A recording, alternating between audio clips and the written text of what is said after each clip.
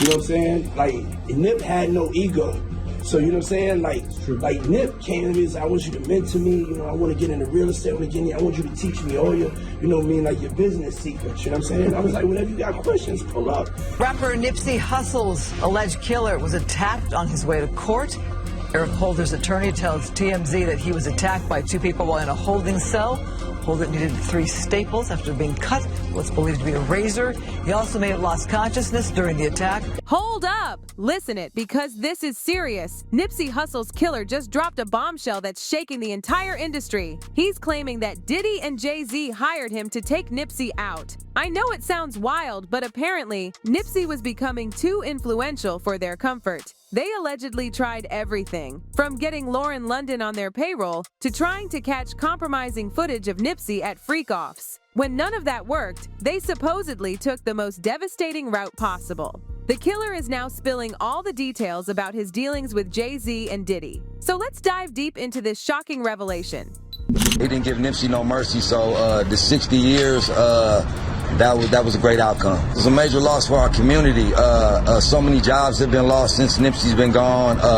So much hope. And, you know, Nipsey was the people's champ. He gave us all hope. If Nipsey could do it, we felt we could do it. You know, so a lot of our hope is gone. Before we get into all this darkness, let me remind you who Nipsey Hussle was. A Grammy award-winning artist who was so much more than just his music.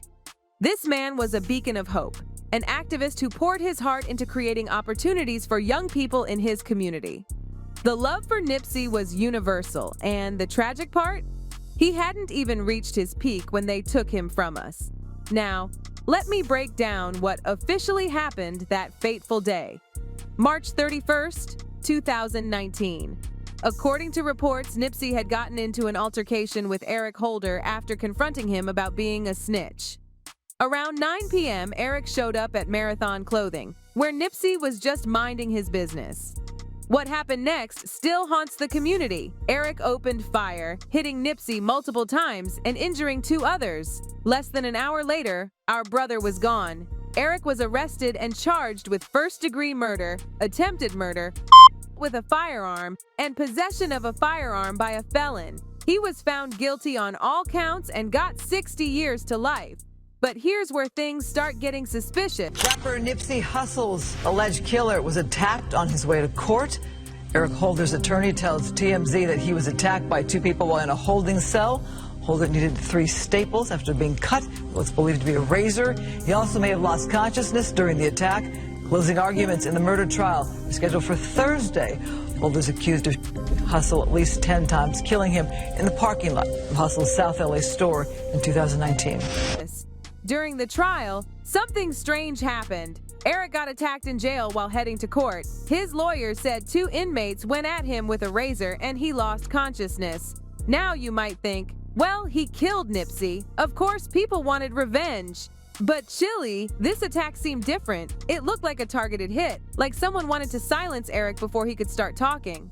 The more you look at how everything went down, the more it feels calculated. The prosecution revealed that Eric didn't just run up and start shooting in blind rage. No, he went back to his car, loaded his gun, ate some fries, and then marched back through the parking lot to confront Nipsey. And after shooting him, he kicked Nipsey in the head. I'm sorry, but that doesn't sound like someone who was just angry about being called a snitch. That sounds like a professional hit. When people started digging into who might have wanted Nipsey gone, 2 big names kept coming up: Diddy and Jay Z. Why? Because Nipsey was getting too influential, too powerful, and they allegedly saw him as a threat. Jaguar Wright spilled some serious tea when she compared Nipsey's death to Lisa Left Eye Lopes, who died in a tragic accident in 2002. Hosting Diddy parties.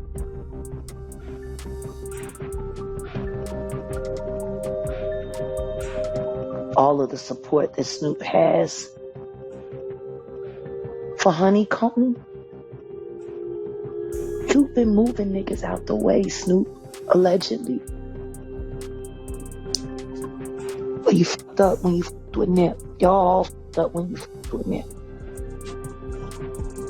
Moved him out of the way because he was about to give Dr. Sabi to the world all over again, just like Lisa Left Eye Lopez tried to do damn near 30 years ago. Y'all niggas ain't slick.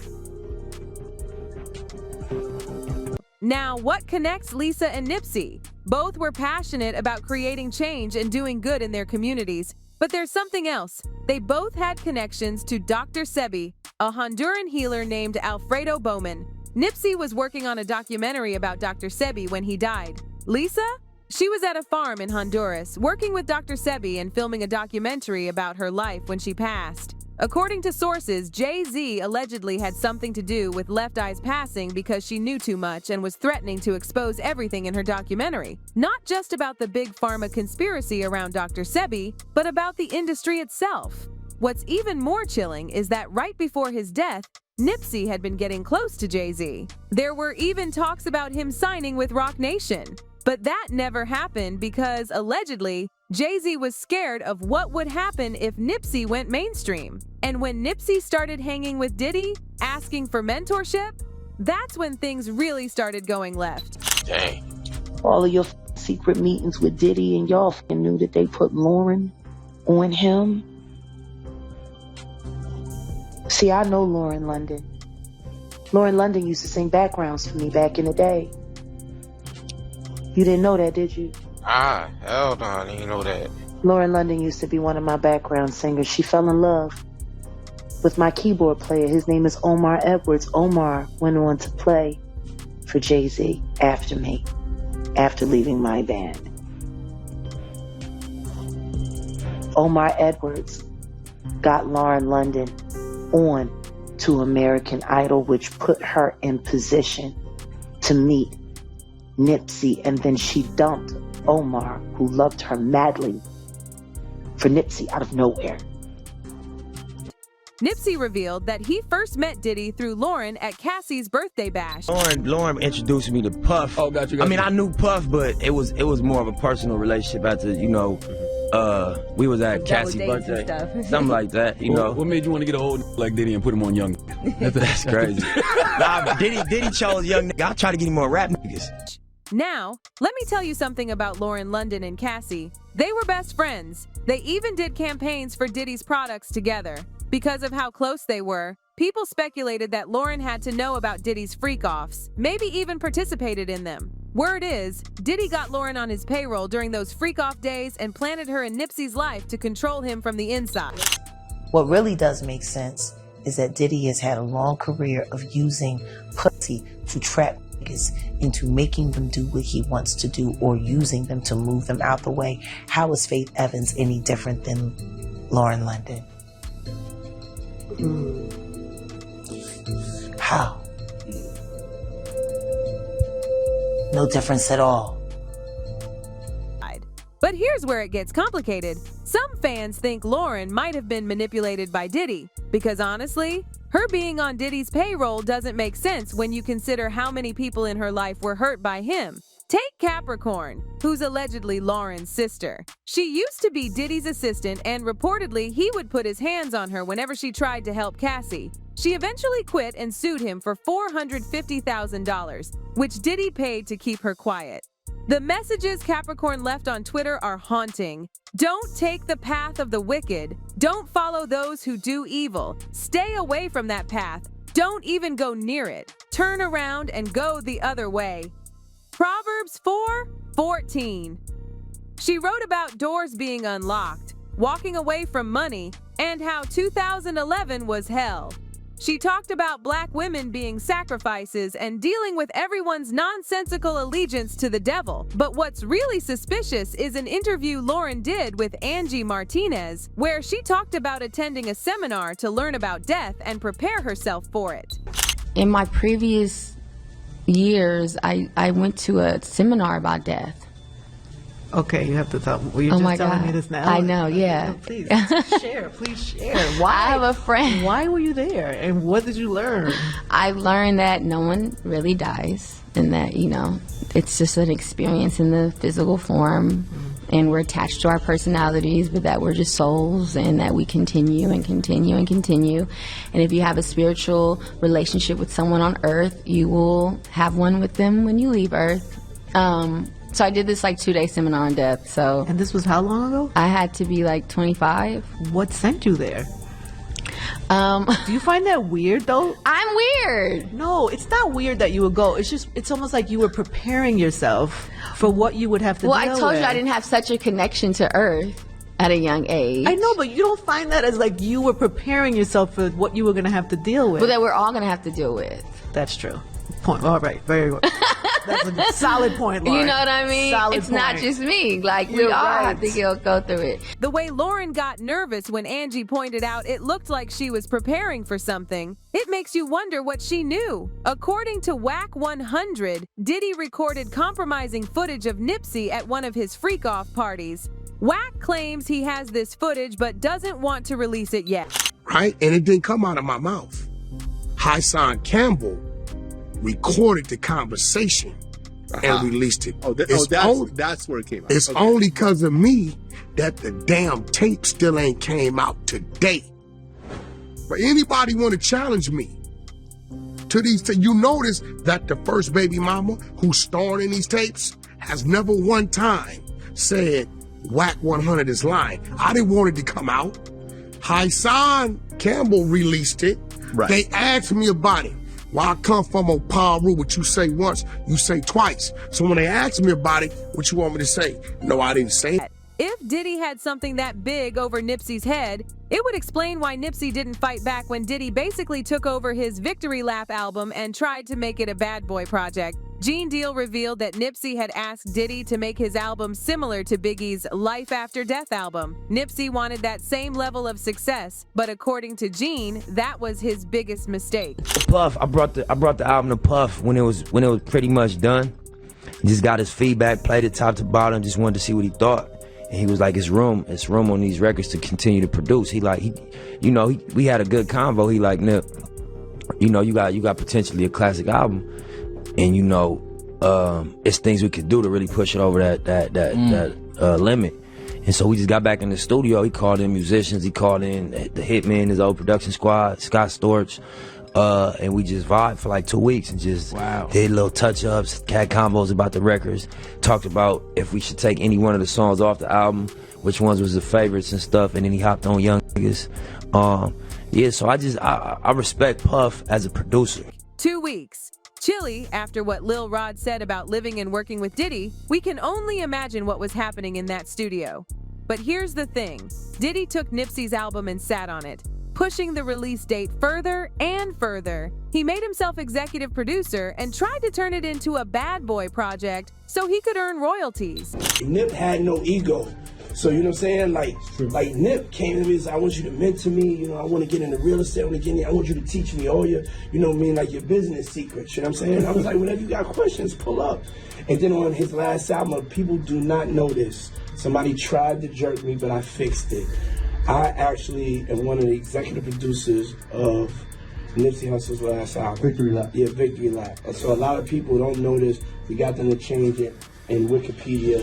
Somebody over at the label tried to leave my name out, but he came to me and said, I want you to be a part of helping me finish up this album.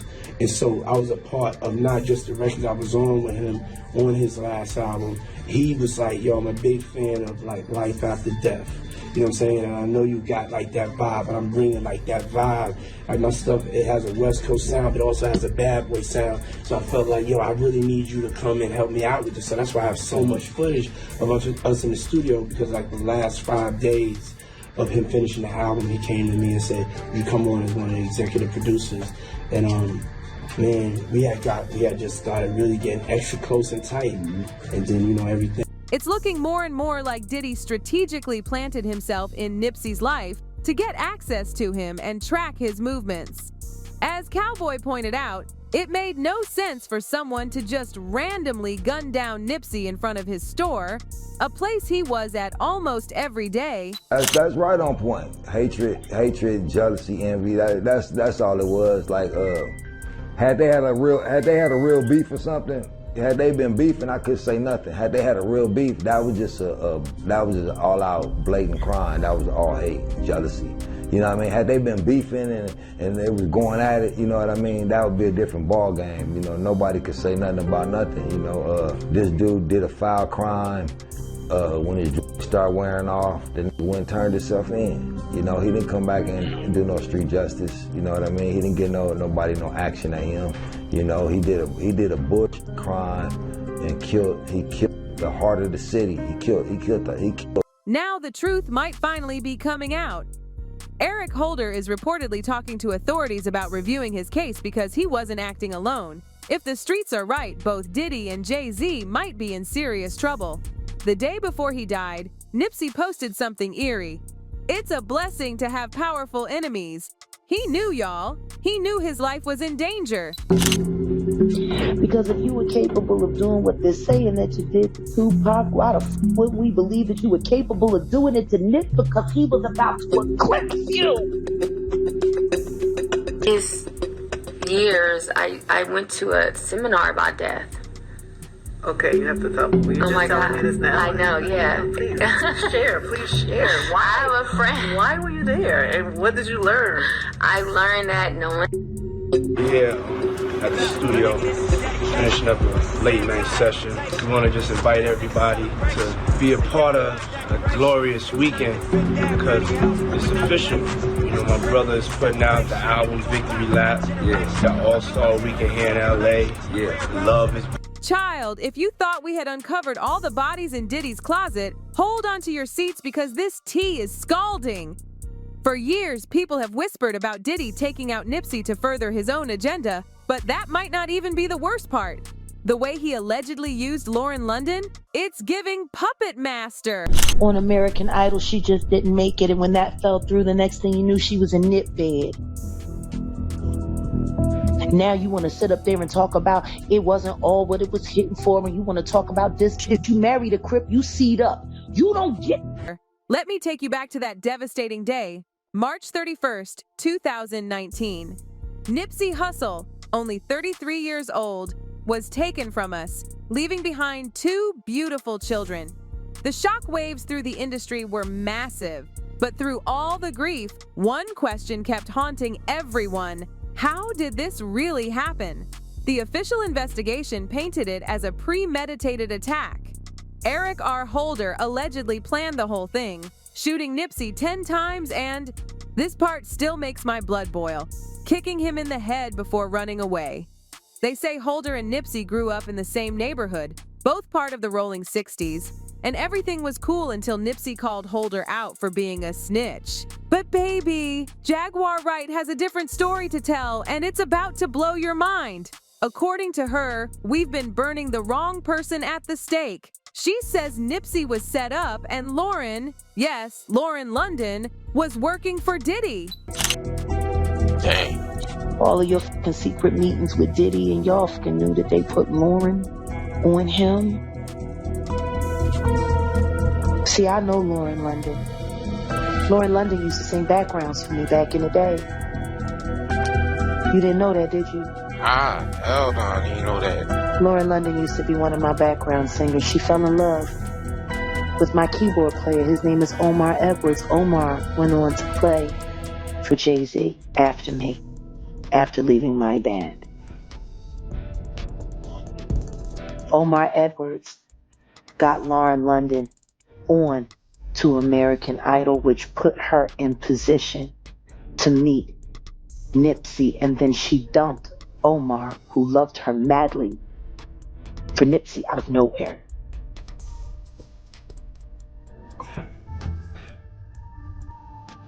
All those Spin Diddy parties.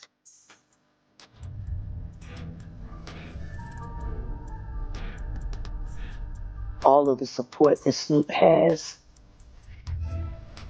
for Honeycomb. You've been moving niggas out the way, Snoop, allegedly. But you fucked up when you fucked with Nip. Y'all all fucked up when you fucked with Nip. Moved him out of the way because he was about to give Dr. Sabi to the world all over again, just like Lisa Left Eye Lopez tried to do damn near 30 years ago. Y'all niggas ain't slick. If we're following Jaguar's words, Lauren didn't get with Nipsey for love. She did it because Diddy wanted her to. He needed someone on the inside, someone to keep tabs on Nipsey. And this is where it gets even deeper. Jaguar brought up Dr. Sebi. But wasn't Diddy executive producer of Nipsey Hussle? Exactly. And wanted him to stay the fuck away from Dr. Sabie's work. It was a blind corporation that bailed his murderer out of jail. Now, why is Dr. Sebi so important? Before his death, Nipsey was working on a documentary about Bowman's trial. He even referenced the natural healer in his track Blue Laces 2 from Victory Lap, spitting bars like, "They killed Dr. Sebi, he was teaching health." After Nipsey's passing, that documentary vanished into thin air. Nick Cannon promised to continue the work, but Shaylee, we're still waiting. Let's talk about how Diddy and Nipsey's paths crossed. Nipsey approached Diddy for mentorship, and Diddy, playing the role of the benevolent industry veteran, agreed. With the late great Nip, long live Nip. He's like, yo man, I want you to mentor me. You know what I'm saying? Like, Nip had no ego. So, you know what I'm saying? Like Nip came to me and said, I want you to mentor me. You know, I want to get into real estate. I want you to teach me all your, you know what I mean, like your business secrets. You know what I'm saying? I was like, whenever you got questions, pull up. And then on his last album, people do not know this. Somebody tried to jerk me, but I fixed it. I actually am one of the executive producers of Nipsey Hussle's last album. Victory Lap. Yeah, Victory Lap. So a lot of people don't know this. We got them to change it.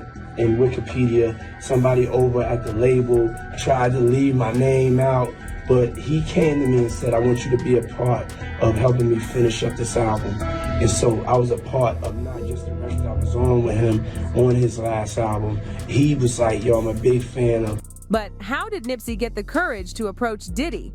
Well, let him tell you himself. No, I'm saying Lauren introduced me to Puff. Oh, got you. I mean, I knew Puff, but notice the subtle stutter right there in between conversational things. Oh, Puff introduced you to Lauren? Oh, no, wait, no he didn't. Or did he? Or did he? It was more of a personal relationship after, you know, we was at Cassie's birthday. At whose birthday?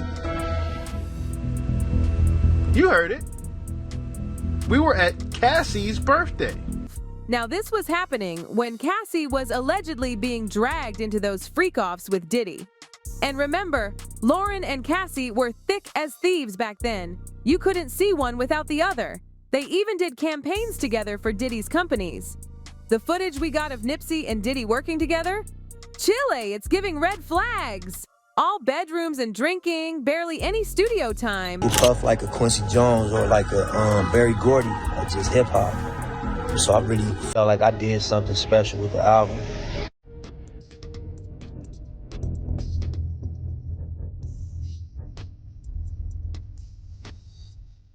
He's listened to every record. He gave me his input on what could make the records that he did comment on all the way classic and just reach their full. Look at how all these shots are from Diddy's house, not the studio.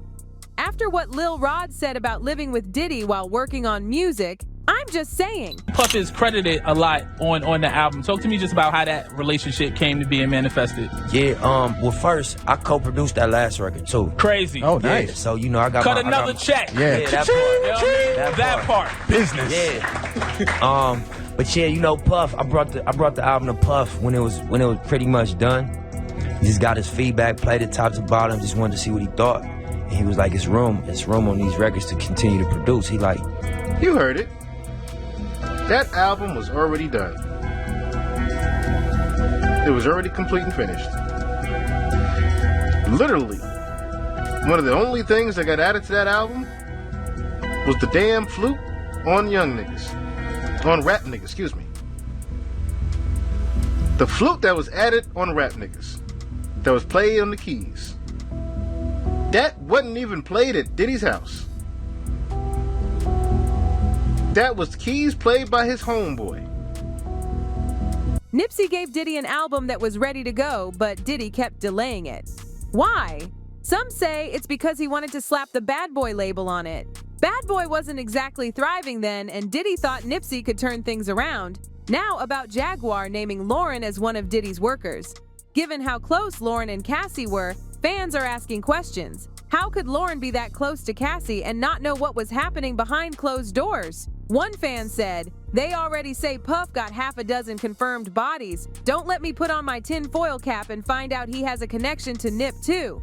Some are questioning Lauren's success too, saying, "LL was never anyone's Angela Bassett, and LA is crazy expensive. Income had to come from somewhere." Another pointed out how several people get around Puff, then become super spiritual or religious to the point it's part of their brand. Masi, Craig Mack, Shine, Pam from Total. Stay using desperate starlets to line up this, but they want out of the way because the easiest way to get rid of them is to put somebody in their bed. The interview with Angie Martinez is where things get really suspicious. Lauren talked about attending a death seminar to prepare herself. But prepare herself for what? In my previous years, I went to a seminar about death. Okay, you have to tell me. Well, you're just telling me this now. I know, yeah. Please share. Why? I'm a friend. Why were you there? And what did you learn? I learned that no one really dies, and that, it's just an experience in the physical form. And we're attached to our personalities, but that we're just souls, and that we continue and continue and continue. And if you have a spiritual relationship with someone on earth, you will have one with them when you leave earth. So I did this 2-day seminar on death. So. And this was how long ago? I had to be 25. What sent you there?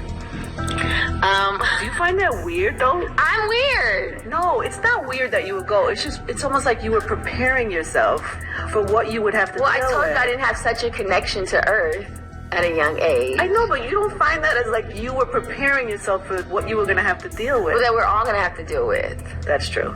Point. All right, very well. One fan caught something chilling. When Angela said it's like Lauren London was preparing herself, well, that's because Lauren London knew about the setup and what was going to happen to Nipsey. Another added, allegedly, Lauren was the setup. I never got the vibe that she was into Nipsey like that. At Nipsey's funeral, guess who was right there supporting Lauren? Diddy. According to Lauren, I didn't even want to get dressed. I was going to wear sweats. Puff pulled me aside and was like, "Look, Bug, you have shown everybody what it looks like to hold a man down and to love him. Now show them what it looks like when it all crumbles. That's your responsibility." Wait, I didn't even want to get dressed. I was going to wear sweats. Were you really? Did somebody? I'm not getting. Yeah. Did somebody pull you aside? Somebody pulled me aside. Puff. Really? Puff pulled me aside and was like, "Look, Bug." Hold up. Bug was Nipsey's special nickname for Lauren. Since when did Diddy start using it? One fan asked, where is this conversation taking place? Since when did Diddy become Lauren's brother? And why Diddy and not Big Sam, or at least Lil Wayne? The plot thickens. Around 2020, rumors started flying about Diddy and Lauren getting together. Diddy posted pictures of them at a party on Instagram looking mighty cozy with the caption "Lost Files." He quickly deleted them, but screenshots last forever. Lauren jumped on Instagram to shut down the rumors. Stop playing with me and my name. Now let me get back to healing. Look at this picture of the three of them: Nipsey, Lauren, and Diddy. Why is Diddy in the middle when Lauren was dating Nipsey? People say Nipsey looks uncomfortable, while Diddy looks like he forced his way in. And ain't nothing Honeycomb can do. Isn't it funny how her sister was working for him? Damn. Isn't that interesting? I guess that was part of the payment. The sister got to get a job working for the devil. Because I'm accusing you now, Lauren. You work with Diddy to line up your baby daddy. No, Lauren London isn't an only child. She has a sister, and her sister was working for the Honeycomb. Capricorn. Remember Capricorn Clark, Lauren's sister who worked as Diddy's assistant? According to Jaguar, one reason Lauren agreed to do Diddy's dirty work was to help her sister get that job. But look how that turned out. Capricorn ended up leaving Diddy and exposing him on Twitter, Black women end up being the sacrifice. Last 11 years of my life, I have had to deal with everyone's nonsensical allegiance to the devil. According to Roger Bonds, Diddy's former head of security, Diddy put hands on Capricorn during the whole Cassie and Kid Cudi situation. She sued him and got $450,000 to keep quiet. But here's what's wild. Lauren allegedly continued dealing with Diddy even after he her sister. The timing of everything is suspicious. The secret photos, the death preparation, the nickname sharing, it's all adding up to something sinister. Was Lauren really a plant? Did Diddy use her to keep tabs on Nipsey? And the biggest question, did they work together to set up one of hip-hop's most beloved figures? Some say the whole thing goes back to Cassie's birthday party, where Nipsey allegedly refused to take some kind of oath. After that, Lauren entered his life, and well, we know how the story ends. Of course, some people see holes in Jaguar's theory. One person pointed out she might have confused Lauren London with LaToya London from American Idol. But with all these connections, coincidences, and strange behavior, it's hard not to wonder what really happened. The truth about Nipsey Hussle's death might be darker than any of us imagined. From Lauren's suspicious behavior to Diddy's manipulation, from the Dr. Sebi connection to the industry politics, every piece of this puzzle paints a disturbing picture of power, control, and betrayal. But what do you think? Was Lauren really working for Diddy? Did they set up Nipsey? And if so, why? Drop your thoughts in the comments below because this conversation isn't over until we get justice for Nipsey. The marathon continues. Marathon continues. Marathon continues.